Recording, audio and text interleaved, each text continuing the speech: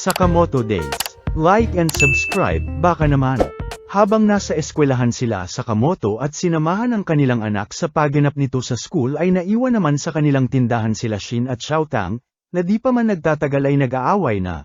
At huwag nga raw sinusuot ni Xiaotang ang apron niya lalo na kapag magwawalis ito at madudumihan daw, ika na nga ni Shin.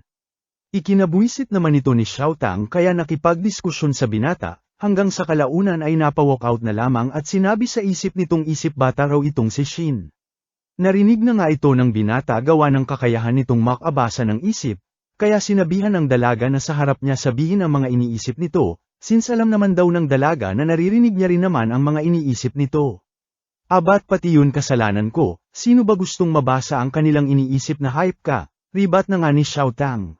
Sa gitna ng kanilang pagtatalo ay sumingit na nga sa eksena itong si Haizuke at kung may mga tira-tira daw silang siopaw ay malugod niyang tinatanggap, di naman ito pinansin ng dalawa na patuloy paring nagbangayan, hanggang sa masabi na nga ni Xiaotang na kadiri raw ang abilidad ni Shin at kailanman di raw siya magiging komportable sa harap ng taong nababasa ang kanyang iniisip. Di na nga nakasagot si Shin sa sinabi ng dalaga, sabay walkout na tila nasaktan sa sinabi ni Xiaotang. Habang itong si Haizuke sa kabila ng lahat ng nangyari ay kapalmukha paring humingi ng siopaw kahit nasa sahig na. Moment na nga lang sa labas si Shin habang nag-moment din itong si Xiaotang sa tindahan, hanggang sa bigla na lamang may dumating na mga misteryosong lalaki sa shop at inakalang si Shin itong si Xiaotang dahil sa suot nitong apron sabay kinidnap ang dalaga. 11 years na nga raw itong hinahanap ng kanilang laboratory mula noong nakatakas ito. At mukhang pro na raw sa pagtatago dahil todo nagkulay pa ng buhok. Kinontra naman ito ng isa sa mga kasamahan nito at mukhang nagkamali raw sila ng nakidnap, ngunit talagang pinaglaban ng kanilang boss-boss ang katangahan nito at siya pang ang nagalit, nahalata naman daw sa name tag ng kinidnap nila na Shin ang nakapangalan, ang babobo nyo, ika na nga nito't nanggaling pa talaga sa kanya ang salitang bobo. Okay na nga lang ang mga kasamahan nito at napatanong kung ano nga ba raw ang kailangan nila sa Shin na ito at kinidnap nila. Ayon naman kay Boss Tanga ay ito nga lang daw ang natatanging eksperimento na nagtagumpay dati, na kayang makabasa ng isip at isang psychic. Ew kadiri, comment naman ng isa sa mga ito at sino raw matinong tao ang lalapit sa mga ganitong tao, na siguradong kinamumurian daw ng lahat. Nagulat na nga si Xiaotang sa mga nalaman, sabay sipa at nabuisit ng pagtawanan ng mga kalaban ang nilalait niyang kaibigan, at isip bata man daw si Shin, ay di malayong mas mabuti raw itong tao kumpara sa kanila. Mukhang dahil sa sipa ay nahimasmasan na si Boss Tanga sa katangahan nito at napatanong kung sino raw itong dalaga. Agad nagpakilala naman si Xiaotang na abat kinagulat pa talaga ng tangang ito. Samantala, matapos maglakad-lakad ay bumalik na nga itong si Shin sa shop, ngunit sa pagtataka nito ay wala si Xiaotang sa tindahan sabay nakakita ng mga basag na salamin. Saktong dumating naman sila sa Sakamoto kaya agad ipinaliwanag ni Shin ang sitwasyon. Kalmado nga lang ang ating bida sabay pinakita ang kanyang cellphone, at nalamang nasa highway daw si Xiaotang gamit ang GPS na nakakabit sa name tag ni Shin. Lubos na stress naman si Boss Tanga sa mga kaganapan, at siguradong papatayin daw sila ng kanilang mga bossing kung nagkataon. Dito na nga nito naisip na panindigan na lamang ang pagkidnap nila sa dalaga at sabihin ito talaga si Shin, habang nakonsesya naman at nagsisisi itong si Xiaotang sa mga nasabi niya kay Shin. Walang ano-ano'y bigla na ngang dumating sa eksena sila Sakamoto at Shin sakay ng isang motor, at sinabi sa mga kidnapper na ibalik sa kanila ang tagagawa nila ng siopaw.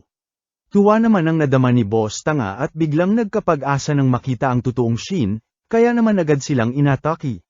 Abat syempre di rin basta nagpatakot lang ang ating mga bida, at isa-isang binanatan ang mga nakamotor. Lalo na itong pasikat nating mataba na basic minani obra lamang ang motor niya at pinatumba ang kalaban.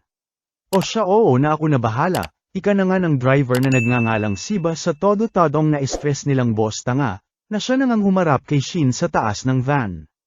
Ang hirap nga raw kapag pabibo lamang ang boss, reklamo na nga ni Siba sabay tanggal ng kanyang love suit. Sa gulat ni Shin ay bigla na nga lang itong naging invisible, kaya ayun na delay siya ng sipa tumilapon sa isang kotse. Matapos nito ay si Sakamoto naman ang pinuntahan nito, ngunit ulat sa lakas ng ating bida kaya pinuntirya na lamang ang motor ayon sumabog, mataba tumalbog. Nakatakas na nga ang mga kalaban habang naiwan naman ang ating mga bida sa tabi ng daan, dito na nga nagkwento si Shin tungkol sa mga kalaban, na tinawag nitong The Lab, isang di-otorisadong research facility kung saan siya lumaki. Bagamat mga weirdo daw ang mga tao dito ay di niya matanda ang ganito kadelikado ang mga ito, kaya lubos nagtataka kung ano raw ba ang nangyari. Agad nang ang pinuntahan nila sa Sakamoto ang nasabing lab, na nakabalat kayong isang museum. Sa kanilang pagpasok ay makukulit na dalaga na nga ang samalubong sa kanila, at may pa-souvenir photo raw ang museum na ito. Bagamat tinanggihan nito ni Shin ay tiklop ito sa kakulaitan ng dalawa, kaya ayon walang nagawa kundi magpa-picture na lamang at sakto naman daw para maitago nila ang kanilang mga mukha sa kalaban. Samantala, dinala na nga si Xiaotang sa ilalim ng lab, na lubos ang pagtataka sa nasabing lugar. Dito na nga sila sinalubong ng isang lalaking reindeer ang ulo, at tinanong kung ito raw ba ang batang may psychic powers. Bagamat halata ay pinanindigan pera ni Tanga ang kamalian nito, at sinabing oo, sa kabila ng pagbabanta ng reindeer na papatayin ito kapag nagsisinungaling. Walang ano-ano'y sumingit na nga si Shiba at sinabing alam niya raw kung nasaan ang totoong Shin, kaya ayon, kasama ng dinala sa baba si Boy Tanga kasama si Xiaotang, habang inutusan naman ng reindeer si Shiba na siguraduhing mahanap ang totoong Shin nang hindi raw sila malintikan sa kanilang boss.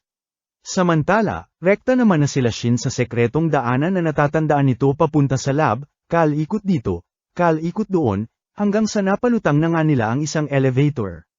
Sa kasamaang palad ay iba na ang password nito kaya nag-activate ang security features ng nasabing lugar.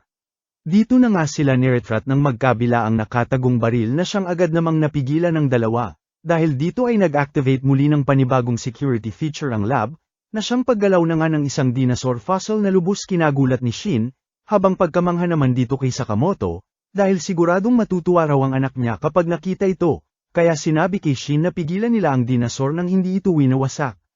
Kalaunan ay napansin na nga ni Shin na may makina ito sa may part ng bunganga, na marahil kapag binanatan daw ni Mr. Sakamoto ay tatalo rito nang hindi ito nawawasak. Natuwa naman ang ating bida sa ibinigay na ideya ni Shin, habang ito natuwa din at pinuri ng lodi niya. Agad naman itong ginawa ni Sakamoto ngunit sa kasamaang palad ay wa-effect sa dinosaur, na mas lalo pang ang bumilis dahil sa ginawa nila. Puro iwas na nga lang ang nagawa ni Sakamoto hanggang sa mawasak na nito ang kanyang sandata, kaya naman napagdesisyon ng baguhin na ang kanilang plano at wasakin na lamang ng mano-mano ang dinosaur. Abat sa gigil nga nito ay basic lamang na binugbog ang dambuhalang kalaban, na nagmistulang laruan nga lang sa harap ng ating bida, di nagtagal ay narating na nga nila Shin ang ilalim ng lab, at dito binanatan ng isang kalaban na minamaltrato ang mga scientist. Agad naman siyang nakilala ng mga ito at paanoong bumalik daw siya dito. Meron na raw siyang kailangang gawin, sagot naman ng binata sabay nagtanong kung nasaan daw ba si Boy Tanda. Ayon naman sa mga scientist ay ikinulong daw ang kanilang director sa pinakailalim na palapag, matapos silang sakupin ng isang assassin group, na basta na nga lang daw lumutang isang taon na ang nakakalipas, na may layuning gumawa ng mga panibagong paraan ng pagpatay at napaglipasan na raw ng panahon ang paggamit ng patalim at baril. Si Kashima nga raw, ang may reindeer na ulo, ang boss na namamagitan sa lahat, at iba pa nakasama nito. Ikinabahala naman ito nila Shin at mukhang wala daw silang choice kundi labanan ang mga nasabing kalaban para mabawi si Xiaotang, na kinataranta na nga ng mga scientist at umalis na nga raw sila dito, dahil delikado raw ang leader ng palapag na ito. Dali-dali na nga silang sinalansang ng mga scientist sa locker nang marinig ang pagdating ng nasabing leader. Sipa naman ang natanggap ni Tanga mula kay Xiaotang at napakaingay daw, at gumawa na nga lang daw sila ng paraan para makatakas. Dito na nga biglang may nagsalita sa kanilang likod, isang nakataling lalaki at nagpakilalang si Asakura, ang director daw ng lugar na ito. At kung gusto nga raw ng dalawa ay tulungan silang makatakas sa lugar na ito.